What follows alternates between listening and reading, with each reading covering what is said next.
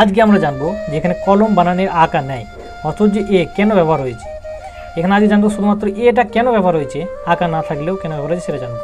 তো প্রথমে আমাকে জানতে হবে যে আমাদের বাংলায় যে 11টি স্বরবর্ণ আছে প্রত্যেকটার সংক্ষিপ্ত রূপকে আমরা কার বলি। যেমন দেখো, আয়ের আকার আছে, হস্যের হস্যিকার আছে, দীর্ঘের দীর্ঘিকার, এরকমভাবে আমি লিখে দিয়েছি। দেখো প্রত্যেকটা কার আছে, আমরা সবাই জানি যে ও এর ঔকার আছে, রিয়ের রিকার আছে, কিন্তু বাংলাতেও অকার আছে। আমরা জানি তো, আমরা স্বরবর্ণ জানি যে অটাও একটা স্বরবর্ণ। তো প্রত্যেকটা যে কার দেখতে পাচ্ছি আমরা সংক্ষিপ্ত রূপ, কিন্তু অ এর বাংলায় কোনো সংক্ষিপ্ত রূপ নাই।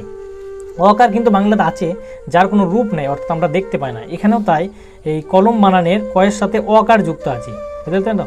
এবার আমরা যখন বাংলাতে এর কোনো চিহ্ন নেই, অক্ষর নেই, কিন্তু ইংরেজিতে যখন কনভার্ট করব এর চিহ্ন আছে। আমরা আকারের জন্য ইংরেজিতে কী লিখি? এ লিখি। হস্যিকারের জন্য আমরা জানি যে ইংরেজিতে আই আছে, ও দীর্ঘিকারের জন্য আই অথবা ডবল ই, এগুলো আমরা জেনেছি যে ইউ এর জন্য, এভাবে প্রত্যেকটা কার আছে।